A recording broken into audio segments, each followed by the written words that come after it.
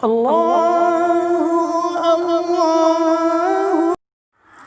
ایک مسئلہ یہ ہے کہ اگر نمازی کے سامنے سترہ نہ ہو تو کون سی چیز نماز توڑ دیتی ہے اور کون سی نہیں توڑتی، یعنی کس چیز کے گزرنے سے نماز ٹوٹ جاتی ہے، نماز نہیں ہوتی،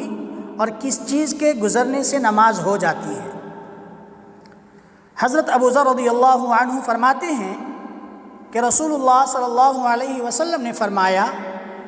جب تم میں سے کوئی کھڑا ہو کر نماز پڑھ رہا ہو تو جب اس کے سامنے کجاوے کی پچھلی لکڑی جیسی کوئی چیز ہو تو وہ اس کے لیے سترہ ہو جائے گی، اور اگر کجاوے کی پچھلی لکڑی کی طرح کوئی چیز نہ ہو تو عورت،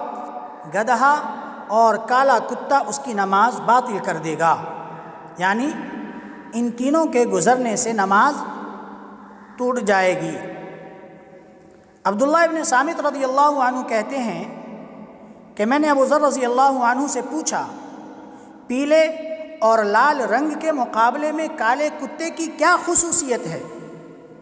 کہ صرف کالا کتا ہی گزرے گا تو نماز ٹوٹے گی اور باقی دوسرے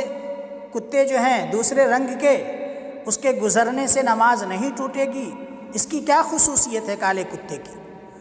تو انہوں نے جواب دیا کہ جس طرح آپ نے مجھ سے پوچھا ہے میں نے بھی یہی بات رسول اللہ صلی اللہ علیہ وسلم سے پوچھی تھی، تو آپ صلی اللہ علیہ وسلم نے فرمایا کہ کالا کتا شیطان ہے۔ اس کی تشریح بعض لوگوں نے اس طرح کی ہے کہ اس حدیث کو ظاہر پر محمول کیا ہے اور کہا ہے کہ ان چیزوں کے گزرنے سے واقعی نماز باطل ہو جائے گی، یعنی نماز ہوگی ہی نہیں اگر یہ تینوں چیزوں میں سے کوئی ایک گزر جائے۔ لیکن جمہور نے اس کی تاویل کی ہے اور کہا ہے کہ باطل ہونے سے مراد نماز میں نقص اور کمی ہے، یعنی نماز تو ہو جائے گی لیکن ثواب میں کمی آئے گی، کیونکہ ان چیزوں کی وجہ سے دل نماز کی طرف پوری طرح سے متوجہ نہیں ہو سکے گا اور نماز کے خشوع و خضوع میں فرق آ جائے گا۔ اور کچھ لوگوں نے اس روایت ہی کو منسوخ مانا ہے اور بعض لوگوں نے اسے حقیقت پر محمول کیا ہے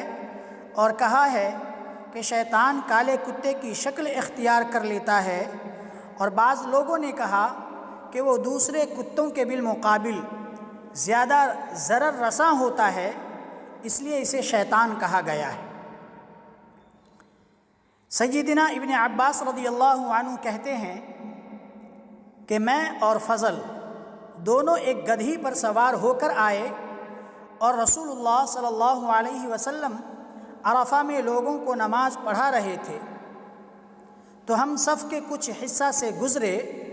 پھر ہم اترے اور ہم نے گدھی کو چرنے کے لیے چھوڑ دیا،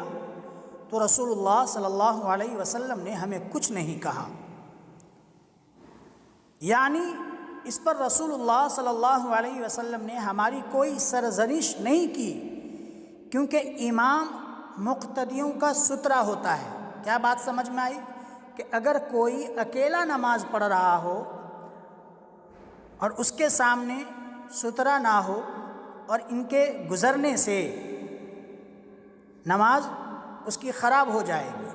لیکن اگر امام ہے، جماعت کے ساتھ نماز ہو رہی ہے اور یہ چیز گزر جائے تو نماز ختم نہیں ہوگی، کیونکہ امام جو ہے مقتدیوں کا سترہ ہوتا ہے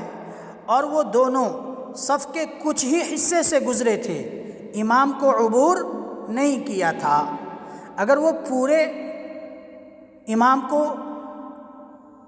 عبور کر جاتے اور امام سے بھی آگے گزر جاتے، امام کے سامنے سے، تو نماز ان کی بھی خراب ہوتی اگر امام اپنے سامنے سترہ نہ رکھا ہوتا۔ مزید تلاوت قرآن، نعت و بیان اور دیگر دینی مسائل کے لیے ہمارے چینل کو سبسکرائب کریں اور نوٹیفیکیشن پانے کے لیے بیل آئیکن پر کلک کریں۔